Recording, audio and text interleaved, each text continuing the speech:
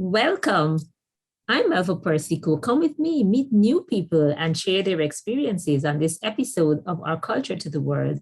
Tonight, my guest is in Canada. So we're talking to somebody from Canada today, and her name is Rose Streete. R- Rose, could you share something about Rose Streete? Who is Rose Streete? Tell us about yourself. Well, Melva, thank you so much for this opportunity. And it's great to share myself with your audience out there, and also to remind myself sometimes of just who I am. Uh, I'm originally from Jamaica. I've been in Canada now 47 years. I came when I was 5.5 years old, and we immigrated to Quebec, which is our French-speaking province, just north of Ontario. Everybody knows Toronto, but the French-speaking side is Quebec. I came here as a little girl with a lot of knowledge and as a little person, but the interesting part was that I was thirsty for knowledge as well. And so moving to Canada was just embarking on seeing world views as compared to what I had in Jamaica, seeing other people that didn't necessarily look just like me, and also seeing my mother through her journey of providing for us as a Black family in a predominantly white neighborhood. Um, that being the case, I learned French very, very quickly. So I landed here at 5.5 years old in 1976, actually coming up to my 48th year here, May 6th. But within 6 months, I was fully bilingual by osmosis and by immersion and, by need for a child to find a sense of belonging in a place that was foreign, new, and so strange. That being said, academics was never a challenge, which was a blessing, because oftentimes I know in our Canadian society, when you come from a Caribbean country, even though you're very smart, there's a tendency in the system to put you back a grade. Yes. So oftentimes, young, very aspiring people of color come and find that their ambition and their drive is thwarted or diminished because they're put back in a system that should have been propelling them forward. That being said, I've always had a happy life. I've always been curious, and that curiosity has taken me to where I am today, in a job I love, in a profession I love, and loving humanity is where I stand. Okay, wonderful. So, Rose, you've touched on some things that we're going to expand on as we go on. Now, you said you left Jamaica at a very young age. And do you have any memories, like early memories of life in Jamaica? And maybe if you do, you could share maybe how those have impacted your life. Well, in Jamaica, just like most Caribbean countries, there's so much greenery, there's so much expanse. The fruits are at your fingertips, unlike here in Canada, where they come through the supply chain and end up on your table through boxes, etc. Starting out green and traveling and ripening along the way. Our fruits ripen on the tree, our vegetables mature on the vine, etc. So I was always an explorer. I remember climbing up to get guinea. I remember that I like Neesberry. I remember being able to go into what they call capture land, where it was uncharted forestry, and the fruits were wild there, so you could eat as much mango as you want. I would follow the bigger kids and go, and we would just feast on mango until we couldn't feast on mango anymore. It's like right here, mango is costly. There, they used to say there was mango like rice, because there was so much of it. I remember helping to twist the stick with a V hook in it so that we could get the mangoes from the higher part in the trees, and we'd hook it in the V. I remember watching breadfruit drop down, and that breadfruit was going from tree to table.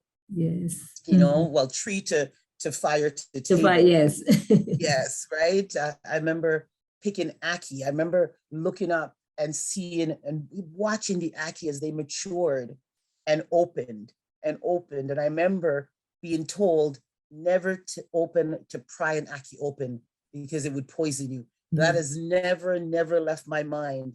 But something so beautiful can be so dangerous. So it was a good teaching. And I remember making toys out of recyclable goods. Like we played box games with the milk carton, where you just stuff it, and then that was your ball, our square ball. I remember playing jacks with rocks. So I do have lots of memory of just being a child and loving the wonderful things that life that I knew had to offer. Yes, and some of the things you kind of send me back to my childhood. Some of the things that you talked about, yes. And then you moved to Canada at 5 years old, you said? 5.5, that's right. Yeah. And what were your, now coming to this new place, different kind of climate, different scenery, different everything different. What are some of your earliest memories of your life in Canada?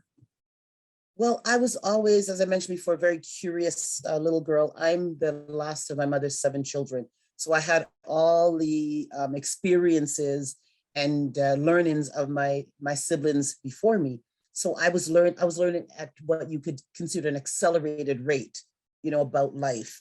Snippets here, snippets there.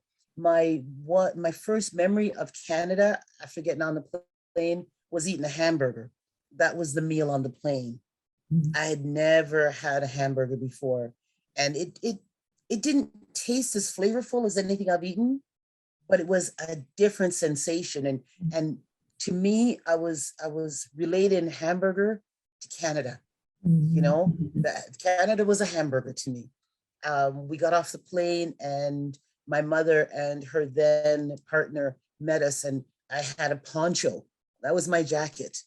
And it was still winter. Back then, snow went further into May. And so I was in this poncho. I love ponchos to this day. I will tell you that. I really admire them on me. But I remember being in this poncho and just looking around and seeing buildings, while we had a home in Jamaica, we had nothing like this. So that was like amazing to me. And then we moved into basically a basement apartment. And it was just like, oh, right? but there was different windows, and it was like the sun shone different in Canada. So it was just an amazing experience. And also, I hadn't seen my mother for 2 years. She left when I was 3.5. So here's a 3.5-year-old girl catching up with her 5.5 self. Meeting her mother for the first time, for the second time. Wow, yes. Wow. So, yeah. And now you're in Canada, and you're in this North American space in a home that's parented by a Caribbean mother. So how are you able to deal with your, because it had to be, that you're dealing with 2 different realities, because the Caribbean reality at home and the Canadian reality at school and in society. How are you able to navigate that? Well, tell me about that. So I'll go back to the fact that I was an avid learner, and we didn't have reading material. That wasn't something in our home, except for the Bible and the dictionary. And my mother, she came up as a nanny, housekeeper for a family of 6, husband, wife, and 4 boys. So she left us to go mother other children and in her way to help us better. So while at 5.5 years old, I couldn't necessarily understand that. She would leave early in the morning to go to work. And we were told, you can't leave the front porch. I had to sit there and watch people pass. And I was just an observer for a while, just an observer of Canada from my front porch. I think that might be a title in one of my memoirs, From the Front Porch. And that's actually how I picked up my French, because the children would walk by speaking French, and they'd wave at me, and they would say, bonjour, Nicolas. And I would smile and wave back, and they would do it. It was a daily thing. And I started to love that part of my day, sitting on the porch and just looking and seeing these children pass me. Bonjour, Negres. And I'll tell you something, Melva. At one point in this, went on for weeks and weeks because they were looking at me because I was strange, and I was looking at them because they were interested. The blonde hair, the brown hair, blue eyes, hazel eyes. We did see children with different color eyes in Jamaica, but it was a rarity. It wasn't the norm. And so with my mother, I would say, Mom, I want to play. I just want to play. And my mom would say, read a book, go study a book. Yeah, but we only had 2 books, right? So my choices were study the Bible or study the dictionary. I did both. And so at 5.5, 6 years old, my reading material was the dictionary and the Bible. I did start reading the dictionary and found that there were too many letter A's. There were too many A words. It became boring very quickly. So I decided, let me go to the end and start there where there was less group of words. So I started learning words from the back to the front. And that vocabulary has served me very well to this date. Thank you, Mom, for the dictionary. Dictionary, yes. Right. That being said, same thing with the Bible. Now, I just read them as stories, right? Which I like folklore. I read them as stories. And then my mom, as I grew older, my mom would quote the Bible when she was not too happy with us, and we weren't what she would think of as listening. And she'd say, honor thy mother and thy father so thy days may be long on the face of the earth. But because I had read the Bible as a little child and continued to read it, I was like, parents, do not provoke thy child to anger, to wrath. My mother didn't like it that much. And then sometimes she'd say, you know what the devil is telling me to do? I said, Mom, the devil's not telling you nothing. That's all you, Mom. So I helped bring my mother forth, in teaching her some parameters of how to treat us. And because I grew up in Canadian society, it's like, you can't do, ow, you're hurting me, ow. And it was like, I was always challenging her because I would say, well, Patrick's mom doesn't do that. And she said, this is not Patrick's house. This is not, and I had to learn boundaries. I had to learn and understand, while I didn't know the phraseology back then, I had to understand social location and what was different between my home and Patrick's home, how Patrick's parents worked differently than my parent, how they had a nuclear family and I had a single mom. So I had to learn a lot and understood that I had to contribute at an early age, not heavy duty, but I had to contribute. I should be able to pick up a broom and sweep a little, and I should be able to clear the table. Just things to help a family navigate the world with what they have. So yeah, learning, still today, my mom and I have it. I had to teach her, and my mom never used to say, I love you very much. And as I was in my teenage years, I craved it. I want to be told I love you. I want that. And one day we're on the phone. I was away at university and I said, I love you, Mom. And she's like, yeah, bye. And I don't know, that little fire inside of me said, not today, Satan. So I decided I wasn't going to hang up the phone. And that was the time when, if the other person didn't hang up the phone, they technically hung your line. You couldn't use your phone until the other person hung up. And so I stayed on the line. And she picked it up to go use it. And I said, I'm waiting. She's like, Ross, hang up the phone. I said, I'm going to be here till you say I love you. And she would hang up. She would pick it up. I'm like, still here.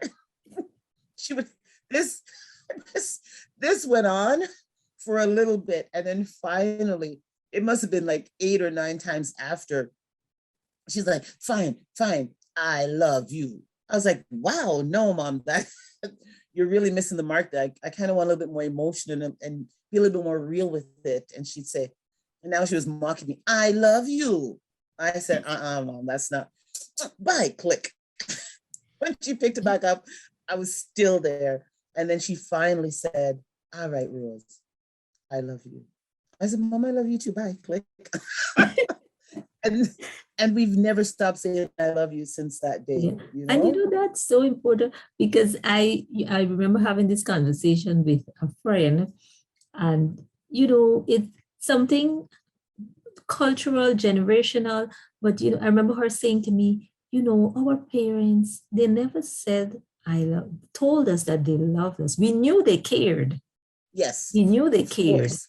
but they never actually expressed it. And so when hearing you say that, it just reminds me. But then, Yes, now with a new generation and in a new place, where everything is the ways in which we relate to family and to one another is different. So yes, you had been acculturated by the society in which you live. yes, So yes, want a different to have um that caring really expressed in words.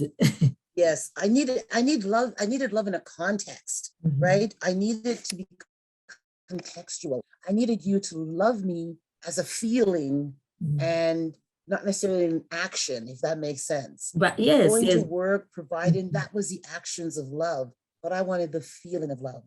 In my Exactly, yeah. household, we kiss a lot. We kiss a lot. Like when I was coming downstairs, my little 12-year-old was behind me, and I said, and I have on my wall, I want you to kiss me good night. It's just a plaque on my wall. So I passed it. I haven't really noticed it in a while. And I said to her, I need you to kiss me good night. And she just kisses me on the cheek right there, you Mhm. know? And that's our moment. Mhm. So it doesn't have to be for any reason. We'll just be like, I need a kiss. That's beautiful. So now how I don't know if you wanted to expand a little more too on how this sometimes we say I want to say those of us who are maybe diasporic people, we kind of live sometimes like have kind of hybrid existence and what some might call like on the margins. So, like we're partly this, partly that. And how has that shaped you? Well, for me, I really didn't. I tell people my experiences is a bit different than what I hear of my brothers and sisters from the diaspora. It, I got into rooms I normally we wouldn't get into. I was given access to places normally people of color wouldn't have access to, but I attribute it to my primary intelligence. Everybody loves a smart person around them. And oftentimes, when people encounter someone that's smart, um, most of their other biases get dropped because they're focusing on the fact that, ooh, this person is intelligent. So because I had a photographic memory since I could ever remember. I process mathematics. I've always done mental math. When it comes to English, as I told you, I read the dictionary, so I knew how to spell very well. And so for me, people would look at me strangely, but then want to engage in me because I was such a little person with such a big brain. And so back then, people were telling me what I was going to be, even before I knew what I was going to be. They're like, you should be a lawyer. You should be this. And I was like, oh, not even knowing what a lawyer was, you know? And so as I said, I got into rooms that wouldn't necessarily be afforded to other people of color, my age, etc. But that being said, that same intelligence caused me to experience racism before I knew it was a word Mhm. on some very adult levels that shouldn't have been afforded to a child my Yeah. age Yeah. either. Um, an example, I was in so I skipped grade 1 and I skipped grade 5, and which is not the norm coming from Jamaica. Mhm. But when I came, again, remember I spoke to you about those 2 books in my household. Yes. So I started in grade, right? A lot goes back to those 2 books, and maybe that might be another title too, from my porch and those 2 books. But I started grade 1 in September in Quebec. And back then, the books were perforated pages where you could tear them out. You did Mhm. the the assignments, and it was all your schoolwork for the year was contained in these books. And so in between reading the Bible and the dictionary, I was doing the schoolwork at home as something to do. So by October, school starts September, by October, I was at my desk with nothing to do. And the teacher passed my desk and said, yes, and said, Rose, why aren't you doing your work? And I said, it's done. She said to me, well, go to the next lesson. I said, that's done too. And she looked at me as if I'm the one challenging her and said, well, do the next lesson, like through gritted teeth, right? Do the next lesson then. So I said, they're done. And she took my book, she looked, she took the book away and went out and spoke to the principal. And the next day my mother was called to school because they assumed my siblings completed this work for me. And my mother said, no, it's her. Like my mother just resigned and said, no, that's her. So then they didn't know what to do with me.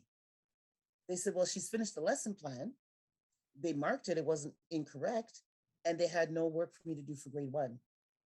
So they put me in grade 2. I did 2 months of grade 1 and then the rest of my year in grade 2. Fast forward now, we moved over to Ottawa when I was over 8 years old, and when they did the French only laws in Quebec, and it wasn't feasible for us to live there in Quebec with the French only laws. Now this teacher in grade 3, she wrote the word there on the board, like THEIR, but she'd written it incorrectly. So I said to her, this one you copied down from the chalkboard, right? You copied into your book. So when she said the word and I looked down to write it, and when I looked up, I realized what I wrote and what she wrote was different. So I said to her, Mrs. Bishop, is it THEIR or THIER?